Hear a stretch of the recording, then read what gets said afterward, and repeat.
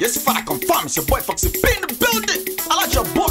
The chopper of them and the fryer of plantain. Yes, 1995, 1999 Gidigbo champion. The first Igbo governor of Lagos State. But once I yes, can I say yes, we fit. Yes, for that confirms your top Foxy P in the building. Holla at your boy, chopper of them and the fryer on plantain. Welcome you to another episode of the Africa Today Show. Ginger. Today is Thursday, the day of our Lord, August 14, 2014. Welcome you guys so much. I appreciate everybody so much. Especially new viewers. I'm seeing a lot of new comments from people that I don't even know before. Experience 271, all those kind of people. Appreciate you not die. When they carry the comments, they come. What does they give you that bang bang bang bang bang? What do they do and they go? Ginger. I'm not gonna waste nobody's time. I'm gonna jump right into it. Hold on, I'm off this bastard fan.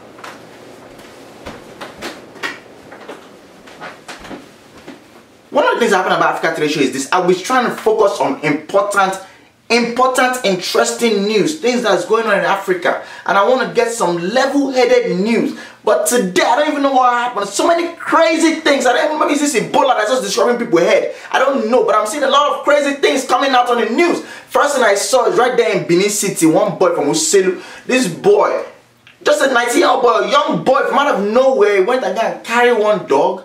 The owner said that he saw the boy just carrying the dog like a baby inside his arms. Before he know what's happening, he carried the dog into a complete building. So the owner is there wondering, where this boy carrying my dog? When they go thief my dog? That's why he now rise all the other neighbors. He won't go find what this guy to do with my dog. Come to enter that place, come and find out. This guy is having carnal knowledge of the dog. Oh! Climbing a dog. Oh my goodness, Lord have mercy on myself. When I first thought about it, I was like, dog for Niger. Now in person just pose. Open the door, when they penetrate the dog, and dog is there chilling. I don't know which kind of compound these people are living in, which kind of neighborhood this is. If you're talking about the bingo dogs that I saw in the sort of local government area of Lagos State, I know for a fact there is no way you can penetrate any of those bastard dogs. Confirm. All those dogs that have all those wicked names, Danger, Zangief, Fire. There's no way you can attack. You want to choke what's where? The dog will turn around and just chop off your arm. You know, but I was thinking about this thing more, and I was like, studying the story, the way the thing now ended was kind of crazy to me, because they asked the owner, okay, now this boy has penetrated your dog, what do you want to do? He said, no, I don't want the dog anymore, you should follow his new owner. I'm like, damn. End of the day, police come and carry the boy, and then the dog is killed. They kill the dog, ladies and gentlemen. What is the dog saying? What did the dog do in this whole situation? The dog was born into this land, it was given to the owner, somebody came, took the dog into a complete building, had kind of knowledge of the dog, and now the dog has killed. Why are they killing the dog? The dog didn't do nothing. The dog is not the one that committed the sin. It's the guy. It's the guy, ladies and gentlemen. And I was thinking about him. I was like, okay, what crime in Nigerian, penal code are they going to put this guy under? They've carried this guy go police. All police is going to do is just eat off of that matter. They'll put him inside cell. These people will now come. They'll beg. I beg more bail. They say 300,000. More giving them 200,000. That's it. It's off the books. It's gone. Because I don't think we have any bestiality laws in Nigeria. I don't think we have anything that says you should not have sex with a wild with an animal. I don't think so. Unless if anybody knows better than me, please let me know. I don't think there's anything. I know we have anti-sodomy laws, which are kind of crazy anyway, saying that you cannot anally penetrate somebody else, which is babash, because people are climbing each other daily. All the King's College boys, you know yourselves, confirm. So let's not even take that into storyline. No, it's happening. So I was wondering, do we have any bestiality laws out there? But it's crazy to me that the one that came out of this thing is the fact that the dog itself died. Oh, that's wrong. Damn. There's a lot of things that we're doing to dogs in Nigeria that can be considered to be animal cruelty in America here. Take for instance how people will own dog and they'll keep that dog inside cage all day. Don't give the dog one single food. They say, why don't you give your dog food? They say, I want it to be wicked. I want it to be wicked. They now release the dog at night. That dog will be moving around. Even though that gate man cannot even mess around and come out. I know in Nigeria we have all those dogs that we call the police dog. You know them, all those assassin. I've never seen any assassin in this country. But they call them German Shepherd here. But Nigeria was like, assassin, all those dogs that are just looking for thief. If you are thief, if you look like thief, if you are thief anything in your entire life, once you enter that yard, you know what I'm talking about? Those kind of dog. When you're coming to look for a babe, when you reach the gate, you don't say, like, hey, listen, that dog big, you can't wait for the gate. You can't find the gate, brother, come. I beg, go let me call a Alera. He said, go and enter, now you just say, can go, bros, I beg, just go help me find Alera if I slap you, idiot. From Benin, let's cross the river Niger, let's cross the Niger Bridge, let's go all the way to Anambra State. This is a story that's coming up from Anambra State. Telling us that a 29-year-old boy, his name is Ekene, this boy has decided that out of all the things he can do with his life, he has used his own hand to beat his own mother to death. He killed his mama. His mother is 65 years old. This boy killed his mother. Not only did he kill her, he took her inside bush and roast her body like suya. Can you imagine that? Come on now. Then the police now come and say, Ken, why did you do this? He said, because my mother is a winch. I'm tired of all these situations. Some people will just be accusing people in Nigeria and Africa of witchcraft. Oh, that's a witch, that's a witch. They say, Ken, how do you know she's a witch? They say, look, our whole family is not moving forward. Look at my senior brother, he's almost 45 years old. He has not still married. How is that your mother's problem? What if your senior brother doesn't have any game? What if he's a homosexual? What if he's not into women? There's a lack of game. There's some guys that don't even know how to play koso. They don't know how to play suwe. They don't know anything. So how can they enter street and I'm toasting woman? Ken, it should have been you that should have played wingman to your brother. Have you tried to organize babe for him and it didn't work out? How can you be blaming your mother? Say, I knew that she was the one that was a witch because when I called her witchcraft name, so they say, what's the witchcraft name that she has? They say Queen of the Coast. When I called her Queen of the Coast, because that's the name that she used to fly in the sky, when she heard that name, she now wanted to attack me and she said she would kill me. So I had to kill her first. I said, hold on, pause, press pause, father. One thing you have to understand is this: you have to know your witches. Know your witches, ladies and gentlemen, boys and girls.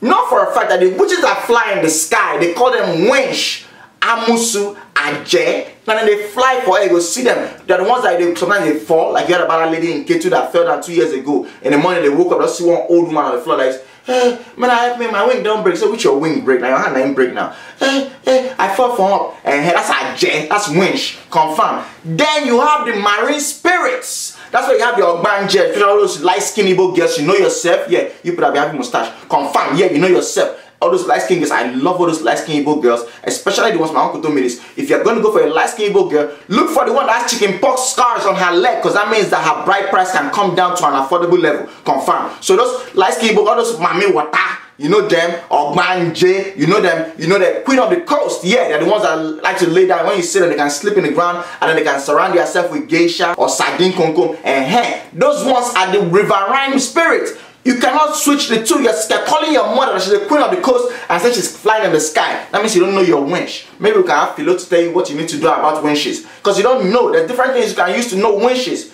You need to know these things. But it's crazy. The boy has killed his mother and the mother has mud. Can you imagine? Now they're asking the guy, what do you want to do with your life? He said, well, I'm happy we don't have winch anymore. Yeah, you don't have a mother either. And a man, idiot. I'm hearing this story come from Zimbabwe. Basically, this babe has been living with her lover, her boyfriend, for the past 9 months. And they've been chilling and everything has been good. But something that happened in the last week when she woke up in the morning, coming to find out that inside of their bed, the boyfriend left his manhood in there. He left his John Thomas inside the deck. Can you imagine that? Oh my goodness. So as she's doing the bed, she see the prick. She's like, ah! Prick is here. Honey, you left your prick. He's like, well, why is your prick detachable? Coming to find out that she now knows that the person that she has been with has been a woman all along for the past 9 months. Living, sleeping and enjoying each other. The babe come out and say that one of the problems that she always had is the fact that before they can get mutually conducive into an enjoyment of the exchange of human fluids, they have to off the light. And they off the light, she tights the curtain. Everywhere is darkness. Even Nep herself will have a problem with that kind of location. So it's pure darkness before she can do anything. And she has been looking at it like, anytime this my boyfriend is penetrating me, it's always so hard. It's more harder than the usual way, because you know the natural man, sometimes the size can be different. I was like, damn, the size varies in the same man. They say yes, based on the amount of arousal. The size can vary. Sometimes it can be hard John Thomas, sometimes it can be John Thomas that's kind of shy. You know, the same person, you know. I was like, damn, is that really how it is? I had to now turn and say, imagine, you know, is that really how what's going on? So don't even ask me that kind of question. I'm a Christian guy, so don't worry about it. I beg, don't vex. But I thought that was very interesting. I was like, wow, I didn't know this. I didn't know that women can actually tell the different degrees of arousal and how hard a man really is when he's penetrating her. I didn't know this. So maybe some of you people that are there that have a nice resume that's slightly extensive, that cannot fit into just one small post-it, maybe people can have more experience about this, please, and share it, please. I didn't know this, but she was saying that the hardness was more than a human man hardness, and she has been wondering, wow, at first it was a blessing, but then after a while it's like, damn, this woman will just come and just remove my fallopian tube, or this my boyfriend can come and remove my fallopian tube, not knowing that it's a woman that she's with. But I don't believe that. I feel like there's no how you won't know. If you're touching breasts, enjoying everything, there's no how you won't know. Some women, when you're entering, they will come and they'll reach back, they'll reach behind, they say, let me see the Garden of Eden, let me see your boy egg, I want to feel your bottom. They'll hold it. They'll say, give it to me now. Give me now, give me now, give it to me now. Yeah. So I was wondering why she wouldn't know about this. Now that crazy thing happened in Nigeria. just today, this news that came out from Guardian newspaper, they said the CONFAB, the national conference, has ended. And I was like, this is absolutely crazy, ladies and gentlemen, boys and girls. I told you, but I didn't believe. Personally, Foxy P, I did not believe that thing will ever end. Why? Because of the money that those people were chopping. They said they are paying them how much? 4 million naira every month, which I did the calculation for people. I calculated everything down, and it came to what? 225,000 came to $25,000 a day. So for each of them, for staying there, if you can't calculate the whole thing, the conference was supposed to take 3 months. They were there from March 17th, so now counting April, May, June, July, August. That's 5 months. So there were 492 of them. So when you now times $25,000 a month, times it by 5 months, times it at 494 of them, you now get about $61 million. If you now do the math, that's about 10 billion naira. So Coupon Hacker, thank you very much. 10 billion naira was spent on all these otakara, old useless people that have gone there. And I'm telling you, ladies and gentlemen, I said this year, I believe that was Africa Today Show 55. I think I said it, the one about the Prime Minister from Senegal and everything being fired. And I talked about the national conference a little bit. There is nothing that's going to come out of it. Absolutely, they want to change the name of Nigeria. They want to add 18 more states. One of the states is going to be Oil Rivers. They're going to take it from Akwa Ibom and add it to Cross River. They take some of the pieces and join it together and name it Oil River State. All kinds of nonsense. None of those things are going to happen. Back my word. Not to say they have a new draft constitution that they want to implement. Blah, blah, blah, blah. Ain't nothing gonna happen out of that thing. This was an exercise in chopping money. Money was chopped in the mouth. I say gun. 10 billion. 10 billion naira. Do you know what you can do? You know how many schools you can build with 10 billion? Do you know how many bridges you can rehabilitate? Do you know how many things you can do in Nigeria? But no, you never do anything new. You have to go and look for a way to feed a whole bunch of old people in the years leading up to a new election next year, so that way they can be calm and they can be collected. At the same time, you know, it's got to punish people. I think about what 3 or 4 of those old cargo died during that whole conference. So I wonder what happened to their salary that they were giving them. They probably figured out a way to give it to their family too. As a kind of pension. You know, Nigeria, we love pension. Is Nigeria not the only country in the world where I know that governors get pension? Former governor, what are you getting pension for? Senators getting pension. Why? What did you do? Jesus Christ of Nazareth, have mercy on us. The last story I want to throw out there, which is the exhibition of craziness that I'm just seeing in today's news. I'm sorry if this episode of Africa Today Show is too crazy. I'm sorry if it's too crazy. It's just the craziness I'm seeing in news. I'm looking for things to tell you people, but it's crazy things. I don't know whether you're following the story of this girl, a young baby. Her name is Wasila. This girl's 14 years old. She was now forced to marry somebody. That's what she said. She was forced to marry somebody 35 years old. That whole child marriage kind of thing they do in northern Nigeria. She did the whole thing. And in April, the marriage happened. A week after the wedding, 3 of the husband and friends came to visit, you know, and then as part of her duties as a wife, she cooked rice. Brought the rice outside, they ate it all, and unknown to them, she had put rat poison inside, you know, a tapia, she put it inside their food. So when they chopped the food, what happened? They one by one, which is what I tell people all the time, a woof, they run belly, confirm. They run their belly entire fire, confirm. So those guys, everybody mud. The husband and 3 of his friends mud. So now it's time for the case. The murder case is out there now, and the girl has come out and said, yes, I'm the one that did it, confirm. I'm the one that put your tapia inside their food. Yeah. So right now the jury is out. People are saying, what are they gonna do? Number 1, Nigeria has a law. This one is not play. Nigeria has law against marrying girls under 18. It's the Child Marriage Act. It's been there since 94. They've been introduced in 2004. It says I've been there since the beginning of time. However, you have people like our Senator Yerima, the guy who go start the whole Sharia law. I don't know whether you are following the story. I talked about this thing in Africa Today Show number 3. This is back in like 2010. That I talked about this guy, that this is one of the people that started the Sharia, that brought the Sharia law to Nigeria, confirm. You know, which I believe that without that dude, I'm not going to do an extrapolation without facts, but fuck it, I'll just do it. Without that dude, we not even have Boko Haram right now, confirm, because it was when I started all this militarization of everything, all the Sharia, cutting your hand and all that kind of nonsense. Yeah. Yerima was the one that went and married a 13-year-old girl. 13-year-old girl from Egypt, and to be able to marry her under Islamic law, he had already had 4 wives. One of the wives was a 15-year-old girl that he had married. So because that one is 15, which is too old for him, you know, he come on that one and he now married a 13-year-old girl. And not only did he marry the girl legally in Nigeria, he brought the girl and her whole family, flew them in with private jet from Egypt. He had all his friends, big senators and everybody else, you know, in there at the wedding, and this guy is still a sitting senator till today, ladies and gentlemen, boys and girls. So don't tell me about Nigerian law, because there's no law going on. It's just abuse of law, constantly abuse of law daily. That's what we do. That's what we do. So basically, at this point in time, the girl, the defense attorney was saying that one of the things he wanted to use was like, you know, it's illegal for this guy to have married his wife in the first place. But you can't even do that because where they live in northern Nigeria, it's kind of like, you know, the Islamic law allows you to marry somebody who's 14, you know. Also, the girl, Popsy, said, come across and say, I'm not going to defend my daughter because she's claiming that she was forced into this marriage, and that's not true. When she was 13, I think this guy come meet her, thought saying like him and everything else, you know. And she had already started dating and talking to this guy from when she was 13. The father now had to even tell the guy like, yo, calm down, stay humble, take her easy. Not gonna marry this my daughter yet. You know, when she hit 14, you know, they wait till the flow of blood. Craziness. To the girls as they put always inside. I know, so yeah, she don't mature. I imagine that's the definition of maturity.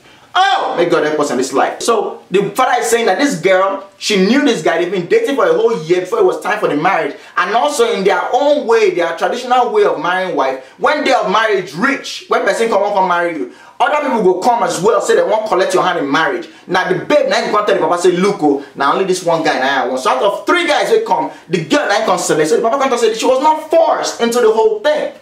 So I don't even understand where this whole thing is coming from. She was forced. She chose the guy. They don't already talk for a whole year. They don't date together and everything else. Now the marriage ain't gonna happen. So you can't tell me that she was forced. So for me, I'm thinking about this, and this is my own response to this whole thing, right?